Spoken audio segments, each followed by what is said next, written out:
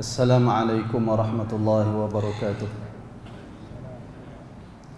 Innal hamdalillah nahmaduhu wa nasta'inuhu wa nastaghfiruh wa na'udzu billahi min shururi anfusina wa min sayyiati a'malina man yahdihillahu fala mudilla lahu wa man yudlil fala hadiya lahu. Asyhadu an la ilaha illallah wahdahu la syarika lahu wa asyhadu anna Muhammadan 'abduhu wa rasuluh. Allahumma salli wa sallim ala nabiyyina Muhammad wa ala alihi wa sahbihi ajma'in, amma ba'du. Hadis yang ke-181 di dalam Riyadhus Shalihin. Qala al-ma'alif rahimahullah, kata al-Imam an-Nawawi rahimahullah, fal awal, hadis yang pertama di bawah bab berkaitan dengan nasihat, kata al-Imam an-Nawawi rahimahullah, an Abi Ruqayyah Tamim ibn Aus ad-Dari radhiyallahu anhu anna an-nabiy sallallahu alaihi wasallam qala ad-dinu an-nasihah. Qulna liman qala lillahi wa li kitabihi wa li rasulihi wa li a'immatil muslimina wa 'ammatihim rawahu Muslim. Yang bermaksud lebih kurang daripada Abi Ruqayyah, kunyah kepada sahabat Nabi ini, nama dia Tamim ibni Aus ad-Dari. Tamim ibni Aus ad-Dari, seorang sahabat yang masyhur, akan tetapi agak lewat dia memeluk Islam. Dia asalnya seorang Nasrani, orang Palestin, dilahirkan di Palestin, pergi ke Madinah untuk beriman dengan Nabi SAW dan masuk Islam, beriman pada tahun ke-9 Hijriyah. Tamim ad-Dari, beliau meninggal pada tahun 40 Hijriyah.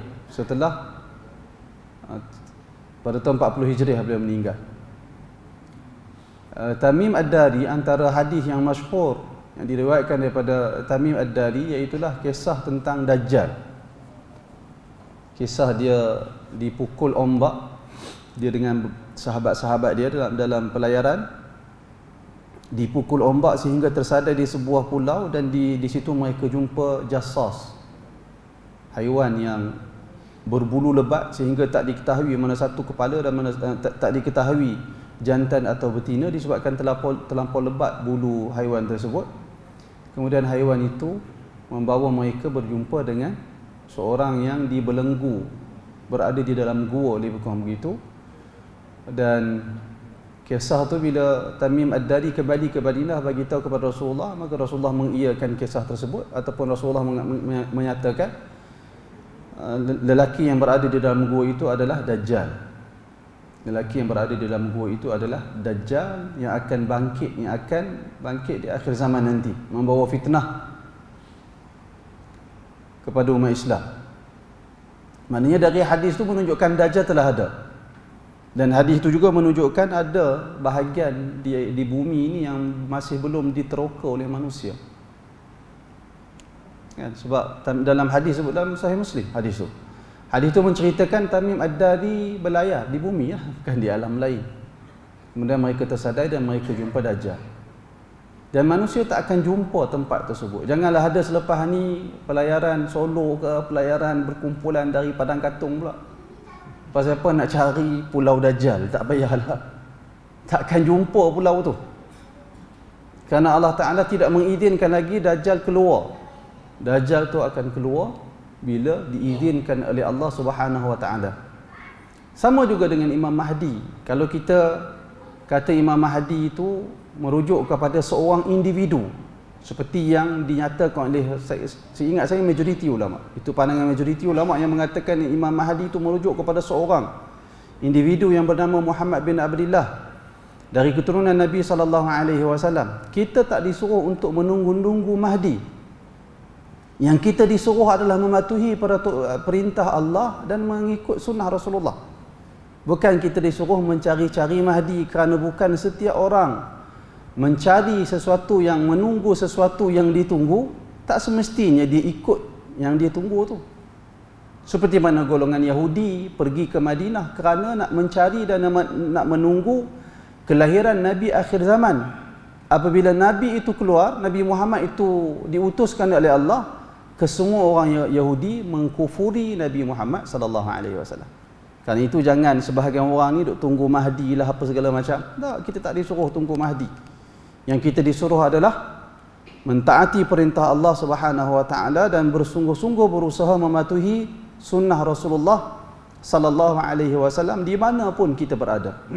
Di zaman mana pun kita hidup, yang disuruh adalah taat kepada Allah dan taat kepada Nabi Muhammad sallallahu alaihi wasallam.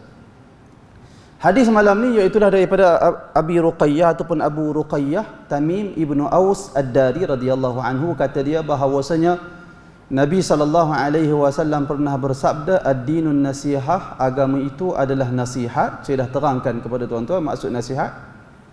Kemudian qulna, kata Tamim Ad-Dari, kami bertanya kepada baginda, liman ya Rasulullah, untuk siapa nasihat itu wahai Rasulullah? Lalu Rasulullah sallallahu alaihi wasallam menjawab, lillah, untuk Allah, wali kitabihi, untuk kitabnya, yakni kitab Allah, wali rasulihi, untuk rasul Allah, wali a'immatil muslimin, untuk para pemimpin orang Islam, wa ammatihim, dan untuk keseluruhan umat Islam. Hadis ini riwayat Imam Muslim. Bila sebut Imam Muslim, maka hadis ini adalah hadis yang sahih, termasuk dalam kategori hadis sahih yang berada pada kedudukan yang paling tertinggi. Tuan-tuan sekalian, cuba kita tengok apa maksud nasihat kerana Allah. Kata Syekh Muhammad ibn Salih Al-Utsaimin rahimahullah, takunu bil ikhlas lillahi ta'ala. Nasihat kepada Allah berlaku dengan kita mengikhlaskan tauhid kepada Allah Subhanahu wa taala. Wa ta'abbud lahu mahabbatan wa ta'ziman. Ini satu perkara yang saya ingat begitu penting untuk kita beri perhatian. Iaitulah kata Ibnu Utsaimin, termasuk dalam erti kata nasihat kepada Allah, iaitulah kita beribadah kepada Allah dalam bentuk mahabbatan wa ta'ziman, dalam bentuk kita sayang dan cinta kepada Allah. Dalam masa yang sama kita mengagungkan Allah Subhanahu wa taala. Inilah erti kata ibadah. Ibadah bukan hanya sekadar mengabdikan diri, tetapi ibadah dalam Islam, ibadah kepada Allah mesti pengabdian diri kepada Allah dalam keadaan cinta dan sayang kepada Allah bersama dengan mengagungkan Allah Subhanahu wa taala. Kerana kalau hanya semata-mata ta'abbud, semata-mata beribadah kepada Allah tetapi tak cinta, tak cukup. Ada orang dia memperhambakan diri kepada tuan dia, tapi dia marah dekat tuan dia. Tapi dia tetap memperhambakan diri kerana dia tak ada keupayaan untuk melawan tuan dia. Tapi jika dia ada peluang, dia akan lawan. Itu tak dinamakan sebagai ta'abbud lillah, beribadah kepada Allah. Beribadah kepada Allah mesti disertakan perasaan mahabbatan wa ta'ziman, cinta dan mengagungkan Allah Subhanahu wa taala. Kita kena tanya pada diri kita, sejauh mana kita menunaikan salat kerana cintakan Allah. Sejauh mana kita melakukan ibadah puasa kerana mengagungkan perintah Allah Subhanahu wa taala. Kemudian perkataan Ibnu Utsaimin yang menarik di sini, dia kata li anna Allah azza wa jalla ta'abbadu lahu al-'abdu mahabbatan fayaqumu bi awamirihi talaban lil wusuli ila mahabbatihi azza wa jalla. Kerana kata Ibnu Utsaimin, kerana Allah Subhanahu wa taala itu diibadahkan oleh seseorang hamba kepada dia dalam keadaan cinta dan sayang kepada Allah. Lalu seseorang hamba yang beribadah kepada Allah akan melaksanakan perintah-perintah Allah kerana mengharapkan mencapai kecintaan Allah Subhanahu wa taala. Kita ibadat tuan-tuan, kita salat maghrib tadi ni kerana kita sayang Allah, kita cintakan Allah dan kita mengagungkan dia. Dalam masa yang sama kita nak Allah Taala sayang kita juga. Atau tak ada perasaan itu dalam diri kita? Kalau tak ada perasaan itu dalam diri kita selama ni, maka kita kena muhasabah iman kita dan kefahaman kita kepada agama. Kemudian kata Ibnu Utsaimin lagi, wa ta'ziman fayantahi an maharimihi khaufan minhu subhanahu wa ta'ala. Dan dia mengagungkan Allah, iaitulah dia sampai ke tahap dia akan berhenti ataupun berhenti atau menjauhkan diri dari perkara-perkara yang diharamkan Allah Subhanahu wa taala kerana takut kepada Allah Subhanahu wa taala. Kerana itu Ibnul Qayyim dia sebut satu perkara yang menarik, antara perkara yang kita perlu perjuangkan di dalam hidup, iaitulah melakukan ketaatan kerana mengagungkan Allah, melakukan ketaatan kerana cintakan Allah, menyembah Allah kerana berkeyakinan Allah sememangnya Tuhan yang berhak disembah. Kita memuji Allah dengan menyebut subhanallah, subhana rabbiyal azim wa bihamdihi di dalam salat kerana kita memang berkeyakinan Allah Ta'ala tu berhak dipuji dan dipuja. Lalu kita menjauhkan tegahan kerana takutkan kemurkaan Allah, bimbangkan kemurkaan Allah. Bukan kita meninggalkan maksiat, bukan kita meninggalkan perkara yang haram kerana takut orang tohmah dan cela kita. Ramai orang tak melakukan maksiat pada hari ini kerana pertama, barangkali tak ada kesempatan. Kedua, segan ke orang ramai. Pertama, tak ada kesempatan. Kedua, segan dengan orang ramai. Ketiga, nak orang ramai puji kita. Masya Allah, orang tu orang masjid tak buat benda jahat. Masya Allah orang tu ustaz, baik orang tu. Kita nak orang puji kita. Itu bukan ibadah hakiki kepada Allah Subhanahu Wa Taala, tetapi ibadah yang hakiki iaitulah kita melakukan ketaatan kerana cinta dan sayangkan Allah, dan kita menjauhi perkara yang haram kerana mengagungkan Allah, kerana kita takut melanggar tegahan Allah Subhanahu Wa Taala. Itu termasuk dalam erti kata an-nasihah lillah, nasihat kepada Allah.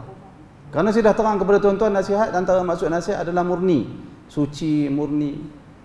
Jadi semua yang kita sebut tadi membuktikan keimanan kita yang murni kepada Allah Subhanahu Wa Taala. Kemudian kata Ibn Utsaimin lagi, wa minan nasihati lillah, termasuk juga nasihat untuk Allah, an yakuna al-insanu daiman dzakiran li rabbih biqalbihi wa lisanihi wa jawarihihi, iaitulah seseorang insan yang sentiasa berada dalam keadaan ingatkan Tuhan dia Allah, ingat di dalam hatinya, ingat pada lidahnya, dan ingat pada anggota tubuh badannya. Kata Ibn Utsaimin, ammal qalbu fa innahu la hudula li dhikrih, adapun ingat Allah di dalam hati ini tidak ada batasan ingat Allah. Wal insanu yastati'u an yadhkura Allah biqalbihi ala kulli hal, setiap orang ni dia mampu, kalau dia betul-betul didik diri dia, hati dia, dia bimbing hati dia sehingga dia sampai ke tahap dia mampu sentiasa mengingati Allah dalam semua keadaan hidup dia. Ketika dia berjalan, ketika dia berdiri, ketika dia berbaring, ketika dia nak tidur, dia ingat Allah Subhanahu Wa Taala. Sebab tu dalam Al-Quran Allah Taala sebut yadhkurunallaha qiyama wa qu'udan wa 'ala junubihim wa yatafakkaruna fi khalqillah. Orang-orang yang ingat kepada Allah dalam keadaan qiyam, dalam keadaan berdiri, qu'udan, dalam keadaan duduk, wa ala junubihim, dan dalam keadaan berbaring, sentiasa ingat kepada Allah Subhanahu Wa Taala. Apakah kita tak pernah rasa teringin jadi orang seperti yang disebutkan sifatnya oleh Allah Subhanahu Wa Taala? Maka sudah tentunya sepatutnya kita mewujudkan rasa teringin jadi manusia yang mana sifatnya disebut oleh Allah Subhanahu Wa Taala. Wa fi kulli ma yasma', dan demikian juga wa fi kulli ma yasha', dia akan ingat Allah dalam setiap apa yang dia kehendaki, dan dia ingat Allah dalam setiap apa yang dia dengar. Dengar aja sesuatu, ingat Allah. Tengok sesuatu, ingat Allah. Ingat Allah. Itulah cara sunni ingat Allah. Itulah cara orang sunnah ingat Allah. Apa dia? Iaitulah dia sentiasa mengingati dia itu seorang hamba, dan dia memiliki Tuhan yang sentiasa memerhati dan menghitung apa yang dia buat. Dan dia merasai Tuhan yang sentiasa memerhatikan dia itu, Tuhan itu begitu agung dan hebat. Dalam masa yang sama dia merasakan diri dia itu begitu hina, kerana dia hamba, dan dia sentiasa memerlukan Allah. Dia sentiasa memerlukan Allah membimbing dia, menjaga dia. Itu zikrullah dalam kacamata sunni. Dia berbeza dengan zikrullah dalam kacamata sufi, sufi bid'ah. Ada sufi yang sunni. Tapi kita cakap sekarang ni sufi, sekarang ni terlampau sekarang ni sufi bid'ah, sufi ahli sufi bid'ah dapat tempat. Sufi dia berbeza. Dia berusaha nak mengingati Allah dalam bentuk dia nak ignore, dia nak apa? Kita sebut apa? Dia nak nafikan, dia nak abaikan, dia nak nafikan kewujudan melainkan Allah Taala saja. Itu zikrullah dalam kacamata sufi bid'ah. Ahli sufi yang bid'ah. Apa dia? Dia nak bagi, dia usaha berusaha bersungguh-sungguh supaya dia ni berkeyakinan yang ada itu hanya Allah satu saja. Lalu dia akan sampai ke muncak dia apa? Dia kata diri dia adalah Allah. Itu yang keluar perkataan ma fi jubbati illallah. Dalam pakaian aku ini adalah Allah. Dia mengaku diri dia Allah. Tengok pokok nampak Allah, tengok itu Allah, semua Allah, semua Allah. Kerana dia berusaha menafikan sesuatu yang wujud melainkan Allah Ta'ala saja. Itu masalah. Tapi sunni yang hakiki, ahli sunnah yang sebenar, dia tak pergi kepada situ. Dia hanya pergi ke tahap merasakan diri ini begitu hina di hadapan Allah. Dan merasakan diri ini begitu benar-benar mengharapkan Allah Subhanahu wa taala. Itu beza di antara sunni dengan sufi bid'ah. Tak semua sufi. Ada sufi yang betul-betul sunni, ada sufi sunni, ada sufi bid'ah. Oleh kerana itu, orang yang mengaji sunnah kena ambil perhatian perkara ini. Sunnah bukan hanya sekadar cakap. Sunnah bukan hanya sekadar pergerakan salat, pergerakan luaran salat. Bukan sama sekali. Jauh-jauh sangat orang yang beranggapan sunnah Nabi itu hanya pada sifat salat yang zahir, haji yang zahir, puasa yang zahir. Itu tak kecil sangat. Saya ingat 0.000 berapa persen dari sunnah. Tapi sunnah yang lebih menyeluruh, termasuk mendidik hati dan seumpamanya. Jadi kita tak nak dah orang yang mengaji sunnah tetapi jahat dengan orang. Orang yang mengaji sunnah buruk sangka dengan orang. Tak ada manusia dijumpa atas muka bumi ni melainkan semua dia berburuk sangka dengan orang tu. Lebih malang lagi, orang yang dia buruk sangka itu adalah orang Islam. Perkara itu tak ada kaitan dengan sunnah sama sekali. لأن في كل شيء لله تعالى آية تدل على وحدانيته وعظمته وسلطانه. Karena pada setiap sesuatu itu ada tanda keesaan, keagungan dan kerajaan Allah Subhanahu wa taala. Kalau kita mahu mendorong pemikiran kita, diri kita ingat kepada Allah dalam setiap apa yang kita alami, apa yang kita lalui. Sebagai contoh, tuan-tuan, kita makan makanan. Kita makan makanan, kita minum minuman yang kita suka.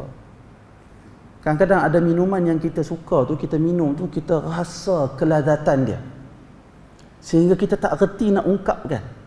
Masya Allah, sedap sungguh ayat ni sebagai contoh. Ada orang dia hanya sekadar itu saja. Masya Allah, sedap ayat ni. Orang Islam yang mengaji agama sepatutnya dia lebih lagi. Apa dia? Dia kena pergi lagi, dia bawa pemikiran dia tu, semua kelazatan yang dapat dia kecapi itu dari Allah Subhanahu wa taala. Allah yang mengizinkan dia merasai kelazatan nikmat minuman makanan yang dia makan. Lepas tu kita puji sahabat-sahabat kita dari kalangan karkun ni, tabligh ni. Kadang-kadang contoh orang-orang yang keluar tabligh tu, mereka yang popularkan perkataan ni. Apa dia sebut? Sihat dari Allah, sedap dari Allah, semua mereka yang popularkan perkataan-perkataan itu. Dan perkataan mereka itu tepat pada perbahasan akidah. Tepat. Kita pun kena tu. Suatu kita di dalam doa, antara doa yang diajar oleh Nabi SAW, Nabi ajak kita sebut wala taj'alid dunya akbara hammina wala mablagha ilmina. Ya Allah, janganlah jadikan dunia inilah kemuncak keinginan kami. Wala taj'alid dunya akbara hammina, janganlah engkau jadikan dunia inilah keinginan kami yang paling besar sekali. Wala mablagha ilmina, dan janganlah jadikan dunia inilah yang paling jauh sekali pengetahuan kita tentang dia, sehingga pengetahuan kita tak pergi ke akhirat. Ya, kita tak nak begitu. Kita nak pengetahuan, maklumat kita ni pergi sampai melangkaui alam dunia sehingga pergi ke akhirat. Lalu orang yang berfikir maklumat dia sampai ke akhirat, dia sentiasa menginginkan habuan di akhirat. Apa-apa pun yang dia perolehi di dunia, dia nak kaitkan bagaimana dia di akhirat kelak. Itu sepatutnya cara fikir orang Islam. Terutamanya orang yang mengaji sunnah. Fayufakkiru fi khalqis samawati wal ard. Lalu seorang yang nasihat untuk Allah, dia akan berfikir tentang ciptaan-ciptaan, tentang ciptaan langit dan bumi. Wa yufakkiru fil laili wan nahar. Dia sentiasa berfikir tentang malam dan siang, sehingga dia sekurang-kurangnya dia akan merasakan siang ni, tuan-tuan, malam dan siang ni, kalau Allah Ta'ala tidak tetapkan perkara tu berlaku, siapa boleh datangkan malam setelah siang? Siapa pula boleh mendatangkan siang setelah berlalunya malam? Apa ilmu yang ada pada hari ini, teknologi yang ada pada hari ini, yang boleh menarik matahari dan bawa turun matahari? Tak ada, tuan-tuan. Hanya Allah Subhanahu wa ta'ala. Wa yufakkir fi ayatillah minas syamsi wal qamari wan nujumi wal jibali wasyajari wad dawabi wa ghairi dhalik. Dan dia sentiasa berfikir tentang tanda-tanda kebesaran Allah. Saya sebut tadi, Utsaimin sebut tadi, dalam setiap sesuatu yang kita nampak ini ada tanda kebesaran Allah bagi orang-orang yang mahu berfikir. Kerana itu setiap perkara selain Allah dinamakan sebagai alam. Dinamakan sebagai alam. Alam. Alamun satu alam. Alamani, dua alam. Yang ini selain dari Allah. Semua yang selain dari Allah dinamakan alam. Banyak alam, dia boleh sama ada jamak lil kathrah atau jamak lil qillah. Jamak lil kathrah, plural yang menunjukkan banyak sungguh, lebih daripada 10. Jamak kepada alam adalah al-awalim. Jamak kepada kalimah plural untuk alam lil qillah, kurang dari 10, dijamak dengan alamin. Tetapi tuan-tuan, alam ni sedikit ke banyak? Banyak. Lebih dari 10. Kerana saya sebut tadi, semua yang selain Allah adalah alam. Kenapa dinamakan alam? Kerana alam itu tanda, sehingga bendera negara itu dinamakan sebagai alamun. Kerana bendera itu tanda kepada sesebuah negara. Lalu semua makhluk ini adalah alam. Kenapa apa makhluk itu dinamakan alam? Kerana makhluk itu adalah tanda kepada keagungan dan kebesaran Allah Subhanahu wa ta'ala. Kalau kita tengok di dalam Al-Quran, di dalam hadis, bila bercakap tentang Allah, penuh dengan pembuktian mengagungkan Allah Subhanahu wa ta'ala. Antara contoh yang saya terlintas pada malam ni, iaitulah ayat Al-Quran sendiri. Di dalam surah Al-Fatihah, ketika Allah Subhanahu wa ta'ala berfirman, Allah Ta'ala ajak kita puji dia dengan surah Al-Fatihah. Allah Ta'ala kata, Alhamdulillahi Rabbil Alamin. Segala puji bagi Allah, ataupun segala puji itu milik Allah, Rabbul Alamin, Tuhan kepada sekalian alam. Saya sebut tadi, tuan-tuan, alamin adalah kalimah plural lil qillah. Kalimah plural yang menunjukkan banyaknya, tak lebih dari 10. Tapi kenapa kenapa Quran guna kalimah plural untuk alam kurang dari 10? Kenapa tak guna Alhamdulillahi Rabbil Awalim? Sepatutnya al-awalim, kerana banyak lebih dari 10 alam tu. Kata para ulama tafsir, tuan-tuan sekalian, kerana selain Allah, bila digandingkan dengan Allah, tidak layak menunjukkan kebesaran. Kerana al-alamin berganding dengan kalimah Rabb. Rabb itu merujuk kepada Allah Subhanahu wa taala. Lalu tidak wajar alam yang selain Allah menggunakan kalimah yang menunjukkan kebesaran dan kehebatan. Banyak tu menunjukkan kebesaran dan kehebatan. Lalu dibuang, diubah perkataan awalim. Allah tidak menghendaki menyebut al-awalim dalam surah Al-Fatihah. Sebaliknya Allah menyebut dengan perkataan al-alami, menunjukkan jamak yang sedikit, plural yang sedikit. Begitu sekali, kerana isyarat menunjukkan bagaimana manusia ni perlu menyedari Allah itu Tuhan yang begitu agung, dan bila kita berinteraksi dengan Allah, kita dituntut untuk memelihara adab dan sopan santun dengan Allah Subhanahu wa taala. Agungnya Allah, Allah Tuhan yang begitu agung. Kerana kehebatan Allah tidak terbatas. Hebatnya. Tuan-tuan bayangkan, Allah Subhanahu wa taala sayangkan makhluknya. Tetapi banyak perkara gaib yang Allah Ta'ala tak dedahkan kepada kita. Kalau orang tanya kepada kita, kenapa Allah Ta'ala tak tunjuk syurga dan neraka kepada kita? Kenapa Allah Ta'ala tak tunjuk diri dia dekat kita? Kenapa tuan-tuan? Kerana belas kasihan Allah kepada makhluk. Kalau Allah tunjukkan kepada kita syurga dan neraka, mati manusia. Kalau Allah Ta'ala zahirkan diri dia pada manusia, mati, manusia ni mati, hancur lebur. Kerana akal, emosi kita tak boleh nak pikul perkara tu. Cuba tuan-tuan bayang, kita yang lelaki, jangan kira orang perempuan tengok lipas pun takut. Tengok lipas takut, besar mana? Besar ibu jari lepas. Takut tengok lipas. Kita yang lelaki tengok ular dari jauh tu, kita dah gerun dah.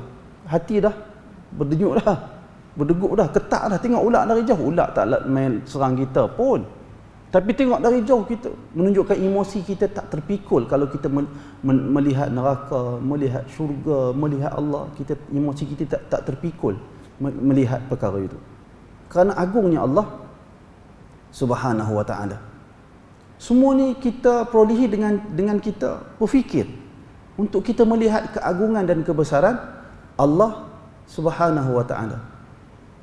Sebab tu Nabi SAW sebut, apabila orang yang tidak beriman itu dimasukkan ke dalam kubur, bila dia ditanya oleh malaikat Munkar dan Nakir di dalam kubur, bila dia tak boleh jawab, dia akan dipukul dengan pukulan yang kuat. Lalu Nabi kata fayasihu sayhatan.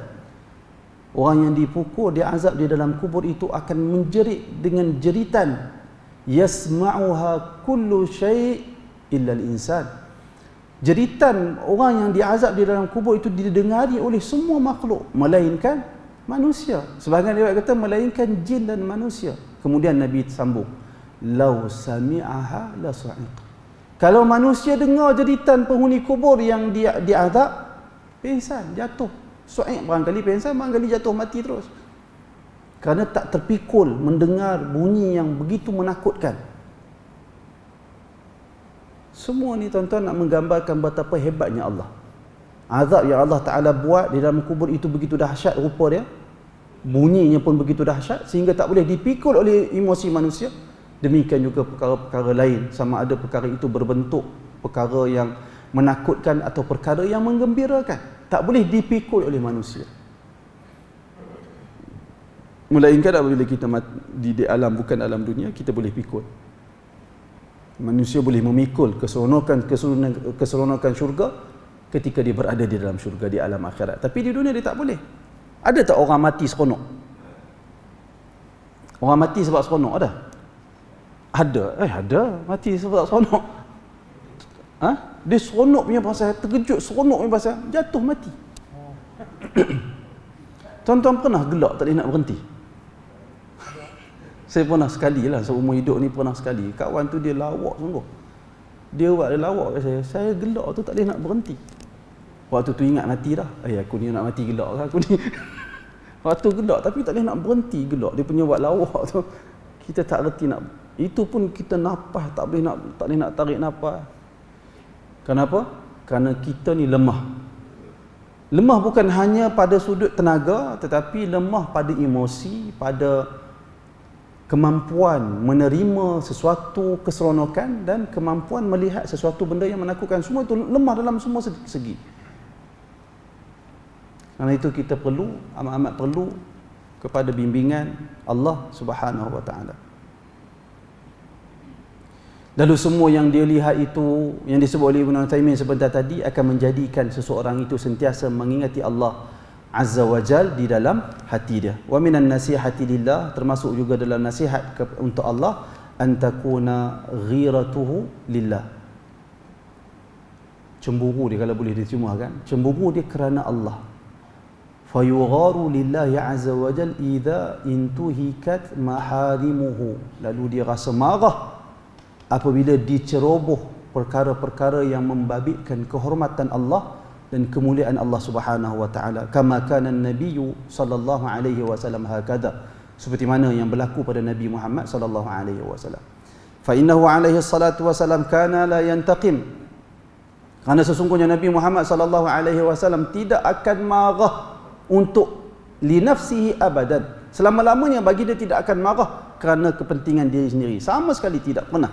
Mahma qala an-nasu fi, sekalipun sejauh mana manusia cela Nabi, kata Nabi, maki Nabi, Nabi tak akan marah kerana mempertahankan diri baginda. La yantaqim li nafsihi, Nabi tidak akan membela diri baginda. Walakinnahu idzan tuhika maharimullah, akan tetapi apabila kemuliaan Allah dicerobohi, sara ashaddun nasi intiqaman mimman yantahiku hurumatillahi ta'ala, baginda akan jadi orang yang paling bersangatan membantah orang yang mencemar kehormatan Allah Subhanahu wa taala. Fayugharu al-insan ala rabbih, maka hendaklah setiap orang cemburu apabila ataupun marah apabila kehormatan Allah dicemari. Fala yasma ahadan yasubbullah wa yashtam Allah wa yastahzi billah illa ghara min dhalika wa ankara alaihi hatta walau rafa'a amrahu li wali al-amr. Ini Uthaymin sebut ni. Uthaymin ni salafi lah. Salafi lah pada zaman sekarang ni, istilah salafi lah. Cuba tengok Uthaymin kata. Dia tidak akan mendengar, dia tidak akan mendengar seseorang yang mencela Allah, mencela, memaki Allah ataupun yastahzi, buat mudah, buat ringan dengan Allah, melainkan dia akan marah dan mengingkari perkara tersebut, sehingga dia sanggup untuk mengangkat perkara itu kepada pemerintah, maknanya dakwa dan seumpamanya. Lianna hadha minan nasihati lillahi azza wa jalla, kerana semua ini termasuk di dalam tindakan nasihat untuk Allah. Sebab apa saya sebut tentang salafi tadi? Kerana ada di kalangan orang yang mendakwa diri dia salafi pada hari ini, agama Islam ditohmah, Nabi dicela. Ada orang kata tak apa, itu kita tak perlu, kita tak disuruh untuk pertahankan, bela Nabi. Tak, itu kerja Allah Ta'ala. Allah Ta'ala yang akan bela Al-Quran, bela diri dia sendiri. Dah, Uthaymin kata, termasuk di dalam nasihat kepada Allah, apabila Allah dicela, orang Islam marah. Ada orang yang mendakwa diri dia salafi, kata kalau Allah Ta'ala dicela, kita tak payah buat apa. Kalau buat apa, orang musyrikin dulu cela Allah, Nabi tak buat apa. Itu di zat ketika lemah. Tiba-tiba hari ni salafi yang badui tu, mereka kata tak perlu bela Allah. Tak, ni Uthaymin suruh membela Allah Subhanahu wa taala dan mempertahankan nama Allah dari dipermain-mainkan oleh orang-orang tertentu. Kata dia lagi, wa minan nasihati lillah an yadhubba an dinillahi ta'ala alladhi syara'ahu li ibadihi. Termasuk di dalam tindakan nasihat untuk Allah, iaitulah kita yadhubba, apa? Kita buang, kita hindarkan, kita jauhkan dari agama Allah ini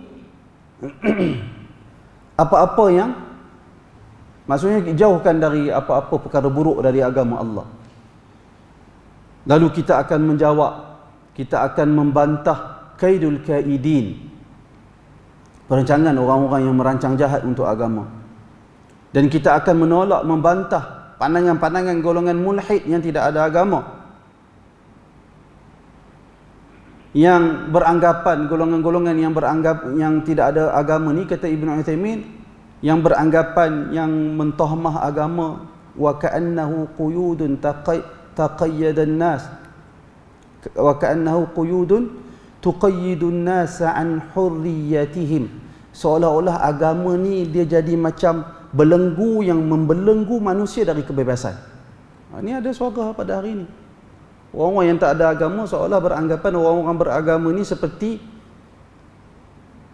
dikongkong oleh agama sehingga mereka tidak bebas. Kata Ibn Utsaimin, wal haqiqah anna ad-din quyudun hurriyah.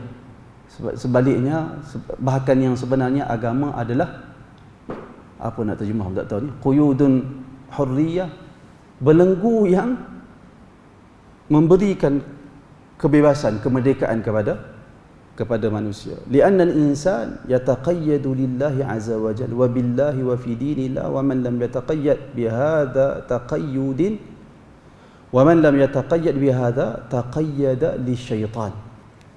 Siapa yang tidak mengikat diri dia dengan agama, dia ikat diri dia dengan syaitan. Dia ikat diri dia dengan syaitan, dia ikat diri dia dengan nafsu dan keinginan dia. Sebaliknya, orang yang kuat beragama, dia telah mengikat diri dia dengan sesuatu ikatan yang sebenarnya memberi kemerdekaan dan kebebasan kepada dia. Itu sebenarnya. Sebab tu ni pertimbangan orang beriman tak sama dengan pertimbangan orang yang tidak beriman. Pertimbangan seorang yang memiliki jiwa yang murni tak sama dengan pertimbangan orang yang tidak memiliki jiwa yang murni. Sebab tu tuan-tuan, dalam agama ni ada satu perkara yang sebagai contoh, dalam saya terlintas tiba-tiba terlintas bab haji, tuan-tuan kan. Kalau kita melakukan benda-benda yang ditegah di dalam haji, sebagai contoh, kita buat kita perkataan kita memburu kita memburu haiwan, kita buru kijang. Dam dia apa? Dam kalau buru kijang dengan haiwan yang seumpama kijang, saiz lebih kurang, barangkali kambing yang besar lah. Saya pun tak pasti, kijang besar dari kambing saya rasa. Jadi kita kena korbankan kambing yang agak besar macam kibas apa semua tu. Dia begitulah cara dam kalau dalam bab melanggar tegahan berburu ni. Tapi ada haiwan yang tak ada badil dia, tak ada ganti dia. Tak ada ganti, susah. Apa sebagai contoh, saya pun tak tahu sangat. Tapi dalam kitab fiqh dia sebut, ada haiwan yang nak kata dia seperti kambing pun tak, saiz dia seperti kambing tak boleh. Nak kata dia saiz seperti lembu pun tak boleh. Nak kata dia saiz seperti unta pun tak boleh. Jadi bagaimana nak buat? Quran bukan hadis. Quran sebut kena tengok, kena tanya orang yang ada khibrah, kena rujuk orang yang ada pengalaman dan memiliki jiwa yang murni. Saya tak ingat istilah Quran. 2 orang. Katalah kita tembak seekor buruan yang tak ada umpama dia, tak ada seumpama dengan pada haiwan-haiwan yang boleh kita buat sembelihan. Kita kena tanya orang yang memiliki jiwa yang sejahtera, 2 orang. Nak buat macam mana? Binatang ni sama dengan binatang mana? Quran sebut, tuan-tuan. Saya tak ingat ayat dia macam mana. Menunjukkan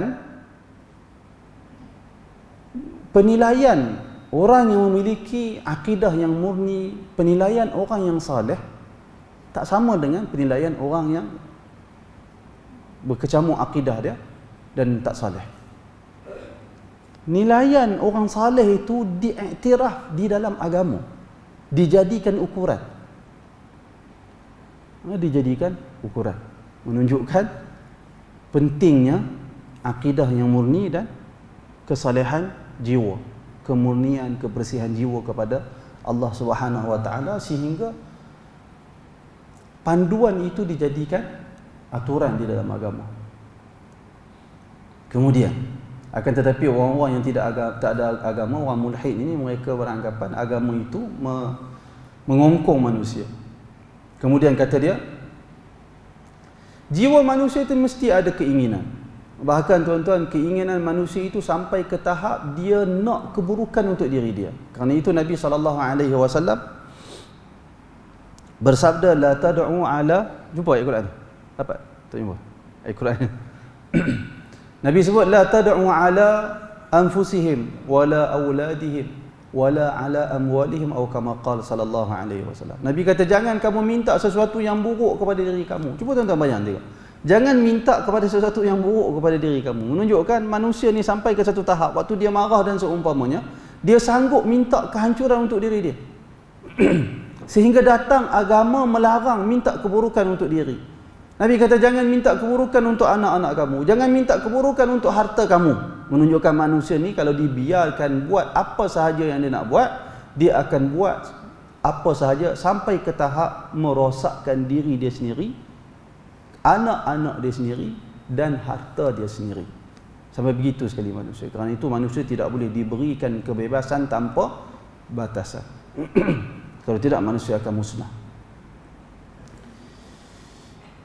Kemudian kata Ibn Uthaymin, yang sebenarnya ikatan yang sebenarnya adalah ibadah kepada Allah Subhanahu wa taala. Kerana itu Allah Subhanahu wa taala berfirman, "Wa ma khalaqatul jinna wal insa illa liya'budun." Dan tidaklah aku menciptakan jin dan manusia melainkan untuk mereka semua beribadah kepada aku. Beribadah kepada Allah dalam maksud yang saya terang di awal tadi. Iaitulah mengabdikan diri kepada Allah dalam bersama dengan mahabbatan wa ta'ziman. Rasa sayang dan cinta kepada Allah dan mengagungkan Allah. Sebab tu cinta kepada Allah tak sama dengan cinta sesama makhluk. Cinta sesama makhluk barangkali disebabkan apa? Kebaikan dia. Barangkali disebabkan kecantikan seseorang. Seperti cinta yang terjalin antara orang lelaki dengan orang perempuan. Tengok orang tu serak ataupun tengok dia baik, walaupun tak serak tapi baik, dia jatuh cinta kerana kebaikan seseorang, boleh berlaku. Tetapi cinta itu tidak ada padanya pengagungan kepada orang yang dia cinta, dan tidak ada izlalan, menghina diri kepada orang yang dia cinta. Tak sama. Tetapi cinta kepada Allah mesti ada khudu', merendahkan diri, zul, menghinakan diri di hadapan Allah, dan dalam masa yang sama mengagungkan Allah Subhanahu wa taala. Ada orang mengagungkan seseorang tetapi dalam hati dia benci kepada orang tersebut. Dia mengagungkan seseorang kerana dia mengharapkan habuan dari orang tersebut. Macam-macam lah. Tetapi dengan Allah tak boleh ada begitu. Kemudian kata Ibn Uthaymin, manusia ini kalau dia tidak kawal diri dia tidak ikat dengan agama, dia akan jadi seorang yang akan menghinakan diri kepada nafsu dia, keinginan dia. Kerana itu disyariatkan puasa supaya kita tidak dikuasai oleh hawa nafsu kita. Sebaliknya kita yang menguasai nafsu kita. Kemudian kata dia, wa minan nasihati lillah wa minan nasihati lillahi azza wa jalla, termasuk dalam arti kata nasihat untuk Allah Subhanahu wa taala. Ini satu perkara yang penting juga, an yakuna bathan dinallahi fi ibadillah, iaitulah dia bertindak sebagai bathan, orang yang menyebarkan agama Allah kepada hamba-hamba Allah semuanya. Lianna hadha maqamur rusuli kullihim, kerana seseorang yang mengambil peranan bertindak sebagai penyebar agama, atau dalam bahasa sekarang seorang yang penyeru kepada agama Islam, dia berada pada kedudukan Rasul. Rasul itu tugasnya menyebarkan agama. Lalu siapa-siapa yang meletakkan diri dia pada kedudukan menyebarkan agama, dia telah meletakkan diri dia pada kedudukan Rasul. Bukan maksud sama dengan Rasul, tapi dalam arti kata dia mengambil tugas itu, dia memikul tugas yang dibawa oleh Rasul, lalu dia juga nak buat kerja yang dilakukan oleh Rasul sallallahu alaihi Rasul, keseluruhan para rasul dan anbiya. Kemudian kata Ibn Uthaymin, fahum du'atun ila Allah, mereka itulah orang-orang yang menyeru kepada Allah, yad'unan nasa ila Allah azza wa jalla, menyeru orang ramai kepada Allah azza wa jalla. Kama qala Allah Ta'ala anhum, seperti mana Allah Ta'ala berfirman tentang mereka, walaqad ba'athna fi kulli ummatin rasula an i'budullaha wajtanibut taghut faminhum man hadallah wa minhum man haqqat 'alaihi ad-dalalah. Yang bermaksud sesungguhnya kata Allah, sesungguhnya kami telah utuskan pada setiap umat itu seorang rasul. Apa rasul itu buat? Ani'budullah. Rasul itu menyeru umatnya supaya beribadah kepada Allah, wajtanibut taghut, dan menjauhi sembahan-sembahan selain Allah. Faminhum, maka di kalangan umat yang diseru oleh Rasul itu ada orang yang mendapat hidayah dari Allah, dan ada pula orang yang telah nyatalah pada mereka kesesatan. Kemudian itu maksud sebahagian daripada makna an-nasihah lillah, nasihat untuk Allah Subhanahu wa taala. Nasihat untuk Allah dalam arti kata memiliki iman yang murni kepada Allah. Itu antara ciri-ciri yang disebut oleh Ibnu Utsaimin rahimahullah. Kemudian kata dia, thumma qala sallallahu alaihi wasallam, kemudian Rasulullah bersabda, wali kitabihi, dan nasihat untuk kitab Allah, yakni aidan min ad-din an-nasihah li kitabillahi azza wa jalla, wa hadha yashmalu kitab Allah alladhi nazala ala Muhammad والذي أنزل من قبل, والنصيحة لهذه الكتب بتصديق أخباره أي أن ما أخبرت به يجب أن نصدقه. Yang bermaksud, termasuk dalam arti kata nasihat untuk kita, iaitulah merangkumi. Maksud nasihat untuk kita adalah kita memiliki iman yang murni kepada kitab Allah, termasuk dalam arti katanya, dalam arti kata beriman dengan iman yang murni terhadap kitab Allah, iaitulah merangkumi semua kitab. Sama ada kitab yang diturunkan kepada Nabi Muhammad, iaitu Al-Quran, kita beriman kitab itu benar dari Allah Subhanahu wa taala, Al-Quran itu benar dari Allah, diturunkan oleh malaikat Jibril kepada Nabi Muhammad. Demikian juga kita beriman dengan keimanan yang murni terhadap kitab-kitab yang telah diturunkan sebelum dari Nabi Muhammad sallallahu alaihi wasallam. Seperti kita semua sedia maklum apa dia?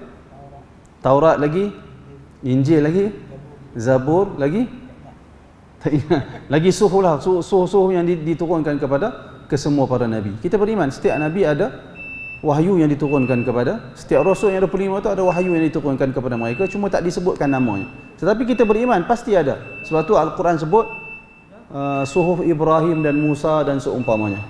Kita berhenti seketika untuk azan. Wan nasihatu li hadhihi al-kutub bi tasdiqi akhbariha. Termasuk dalam arti kata nasihat untuk kitab Allah, iaitulah membenarkan apa-apa yang dikhabarkan di dalamnya.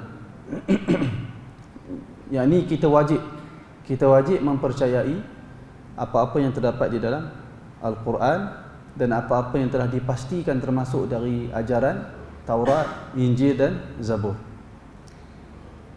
Wallahu ta'ala alam. InsyaAllah kita sambung huraian dari Ibnu Utsaimin ini kuliah yang akan datang insyaAllah. Cuma ya tuan-tuan, saya nak sebut kepada tuan-tuan ayat yang saya maksudkan sebentar tadi. Antaranya di dalam surah Al-Maidah ayat 95, Allah Subhanahu wa taala berfirman, ya ayyuhalladzina amanu la taqtulus sayda wa antum hurum wa man qatalahu minkum muta'ammidan fajazaa'un mithlu ma qatala minan na'ami yahkumu bihi dhawa 'adlin minkum. Yang bermaksud lebih kurang, wahai orang-orang yang beriman, janganlah kamu membunuh binatang-binatang buruan ketika kamu sedang berihram. Dan sesiapa di antara kamu yang membunuhnya dengan sengaja, maka dendanya, yakni dam dia, dengan menggantikannya dengan binatang ternak yang sama dengan binatang buruan yang dibunuh itu. Macam mana nak tentu kan? Nak ikut yang sama dengan yang mana? Iaitulah berdasarkan apa yang ditetapkan hukumnya oleh dua orang yang adil di antara kamu. Ini hukuman penilaian dua orang yang adil itu jadi hukuman Allah. Oh dahsyat. Surah Al-Maidah ayat 95. Ada lagi ayat yang lain, tapi sebut perkara yang sama, dhawa adlin minkum. Orang-orang yang adil, menunjukkan kemuliaan orang-orang yang memiliki akidah yang benar, orang-orang yang saleh, yang ikhlas iman dia kepada Allah Subhanahu wa taala. Kerana itu tuan-tuan, seperti yang saya sebut di awal tadi, kita kena wujudkan keinginan untuk memiliki sifat yang disebut oleh Allah Subhanahu wa taala. Cuba bayangkan orang yang adil itu, penilaian dia Allah Taala sebut buat hukum dalam Al-Quran. Oh mulia, begitu mulia orang-orang yang adil pada kacamata Allah Subhanahu wa taala, pada penilaian Allah Subhanahu wa taala. Mudah-mudahan Allah Subhanahu wa taala membantu kita untuk berusaha memperbaiki diri sehingga kita tergolong dalam kalangan orang-orang yang zu adlin, orang-orang yang memiliki keadilan. Wallahu taala alam. Saya ingat sekadar itu saja. Kita tangguh kuliah minggu hadapan insya-Allah.